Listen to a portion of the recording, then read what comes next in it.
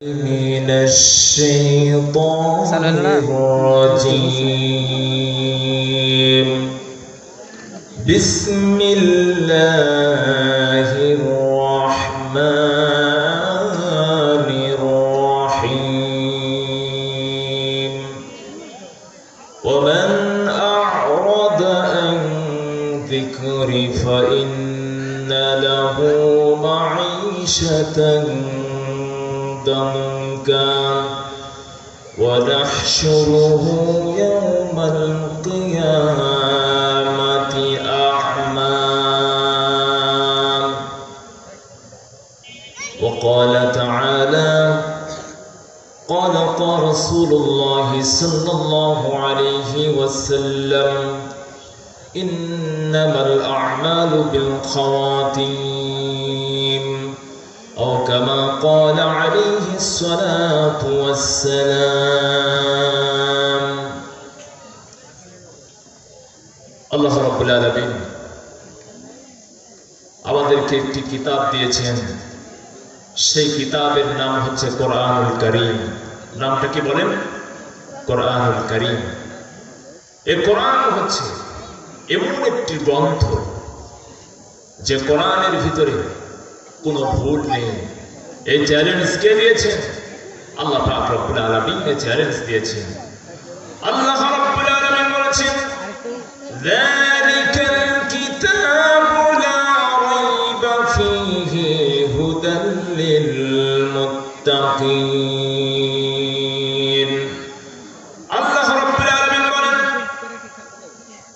এই সেই কিতাব যে কিতাবের মধ্যে কোনো সন্দেহ নেই, যে কিতাবের মধ্যে কোনো সংশয় নেই, এর মধ্যে সন্দেহের কোনো অবকাশ নেই। আর এই কিতাব হলো হুদাল লিল মুত্তাকিন, মুত্তাকিনদের জন্য হেদায়েত। জোরে বলেন সুবহানাল্লাহ। এটা কাদের জন্য হেদায়েত? মুত্তাকিনদের জন্য হেদায়েত। তাহলে এখান থেকে বোঝা যায় যে যারাই মুত্তাকি হবে তারাই শুধু এই কোরআন থেকে হেদায়েত নিতে পারবে। ঠিক কিনা ভাই বলেন? আল্লাহ রাব্বুল আলামিন এই কোরআন কারীম এমন একটি কিতাব নাযিল করে দিয়েছেন যে কিতাবের ভিতরে পৃথিবীর শুরু থেকে শেষ পর্যন্ত কিয়ামত পর্যন্ত যা কিছু সংঘটিত হবে এবং হয়েছে সবগুলো আল্লাহ পাক কোরআনের সিনার মধ্যে খুলে খুলে বর্ণনা করে দিয়েছেন। আল্লাহ রাব্বুল আলামিন বলেন ও দুনিয়ার মানুষ, তোমরা যদি মনে করো এই কোরআন কোন মানুষের তৈরি, কোন মানুষ রচনা করেছেন, তাহলে আমি তোমাদেরকে চ্যালেঞ্জ করে দিলাম, তোমরা এই কোরআনের মতো একটা সূরা নাজিল করে দেখাও। কিয়ামত হয়ে যাবে, এই কোরআনের মতো একটি সূরা রচনা করে তোমরা দেখাতে পারবে না। আল্লাহ রাব্বুল আলামিন বলেছেন ওয়া ইন কুনতুম ফি রাইবিন মিম্মা নাযালনা আলা আবদিনা ফাতু বিসূরাতিন মিন মিথলিহি وادعوا شهداءكم من دون الله إن كنتم صادقين। আল্লাহ রাব্বুল আলামিন বলেন তোমরা যদি মনে করো এই কোরআন কোন মানুষের তৈরি করেছে, আর যদি মনে করো মুহাম্মদ সাল্লাল্লাহু আলাইহি ওয়াসাল্লাম এই কোরআনকে তিনি রচনা করেছেন, তাহলে এই কোরআনের মতো একটি কোরআনের সূরা অথবা আয়াত তোমরা নাযিল করে দেখাও। দেখাও দেখি। পৃথিবীতে কত নাস্তিক, কত মুরতাদ, কত মুশরিক, মুনাফিক তাদের আবির্ভাব হয়েছে, কিন্তু কেউ সাহস করে এখনো বলতে পারে না যে এই কোরআন কারীম মানুষের তৈরি। কারণ কেউ যদি বলে যে কোরআন মানুষের তৈরি, মানুষ রচনা করেছে, অথবা মুহাম্মদ সাল্লাল্লাহু আলাইহি সাল্লাম নিজেই কোরআনকে রচনা করেছে, তাহলে তাকে বলা হবে এই কোরআনের মতো একটি সূরা অথবা একটি আয়াত নাযিল করে দেখাও। ঠিক কিনা বলেন? কারণ তারা জানে যে আমরা যদি এই কথা বলি তাহলে আমরা তো কোরআনের মতো একটি সূরা আনতে পারবো না। আল্লাহ রাব্বুল আলামিন বলেন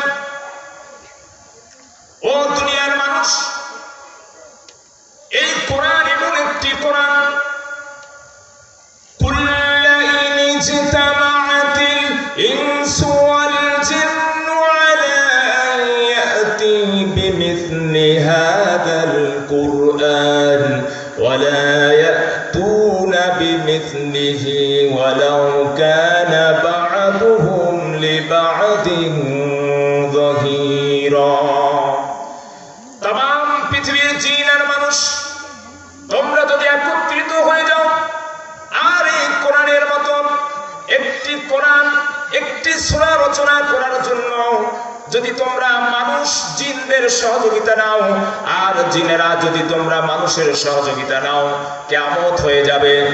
এরপরেও কোরআনের মতো একটি সূরা অথবা একটি আয়াত নাজিল করে রচনা করে তোমরা দেখাতে পারবে না। আল্লাহ পাক কি চ্যালেঞ্জ দিয়েছেন, ঠিক কিনা বলেন? এই কোরআনের ভিতরে কি নাই?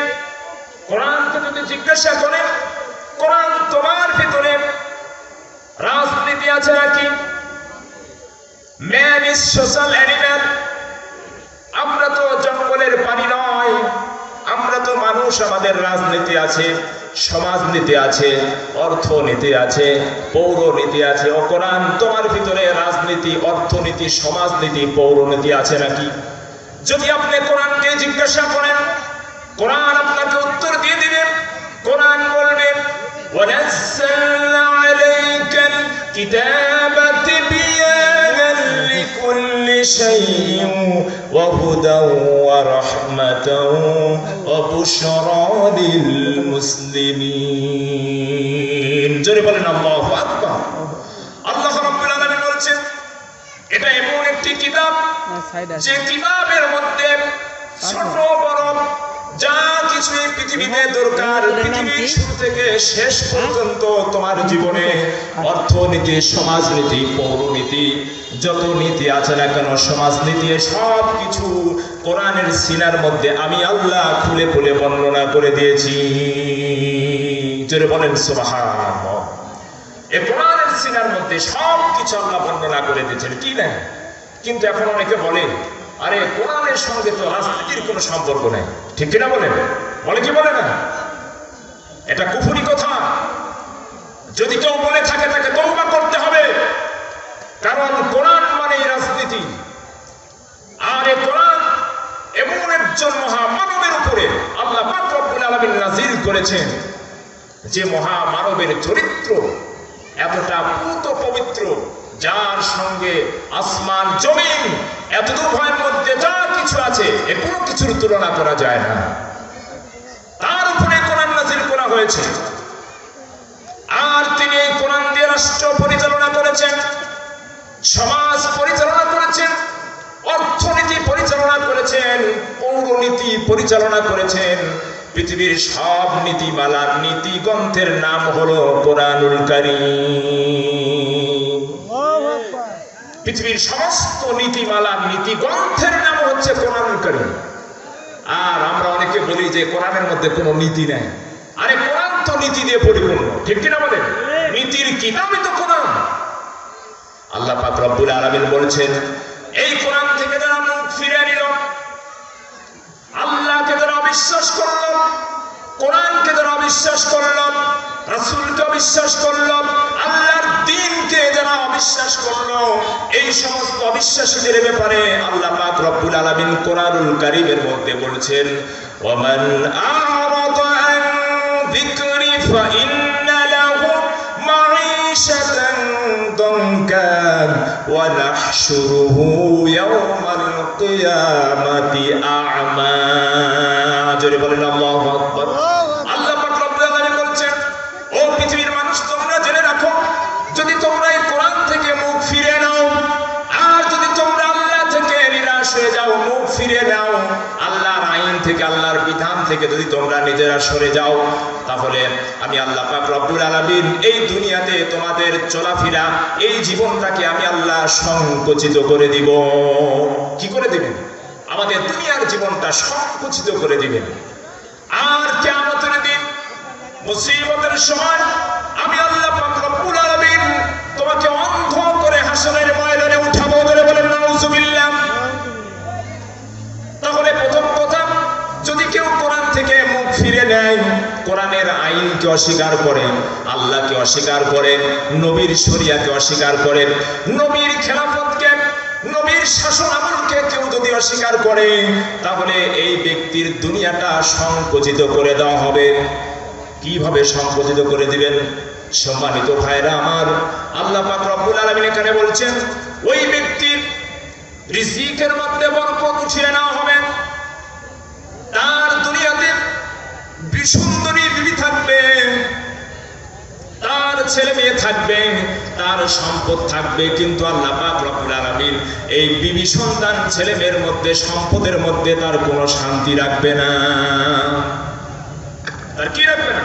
কোনো শান্তি পাবে না। সে অনেক কিছু পেয়েছে এবং তার জীবনের মধ্যে অসংখ্য আকাঙ্ক্ষা, উচ্চ আকাঙ্ক্ষা দিয়ে রাখবে। সে সদা সর্বদা পেরেশানির মধ্যে, টেনশনের মধ্যে পড়ে থাকবে।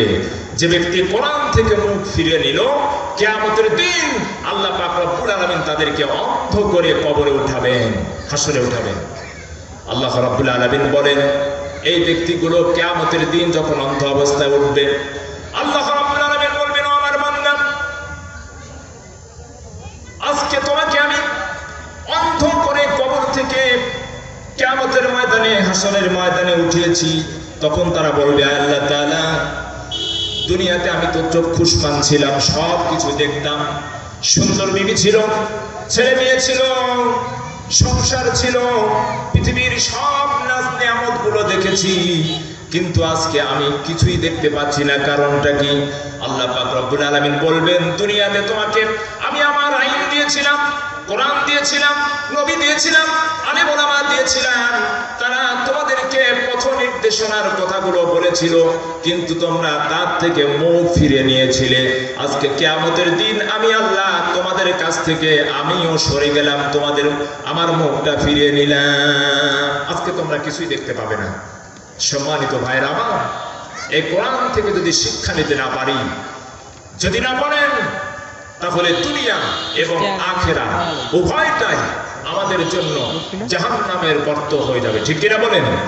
আর যদি কোরআন থেকে নিজের জীবনকে সাজিয়ে নিতে পারেন, দুনিয়া এবং আখিরা, রব্বানা আতিনা ফিদ দুনিয়া, দুনিয়া আপনার সুন্দর হবে, দুনিয়া কল্যাণ হবে, ওয়াফিল আখিরাতি হাসানাতাও ওয়া কিনা আযাবান নার, এবং আখিরাতের জীবনটা কল্যাণ হবে এবং জাহান্নামের আযাব থেকে, আগুন থেকে আল্লাহ পাক আপনাদেরকে বাঁচিয়ে দিবে। জোরে বলেন সুবহানাল্লাহ।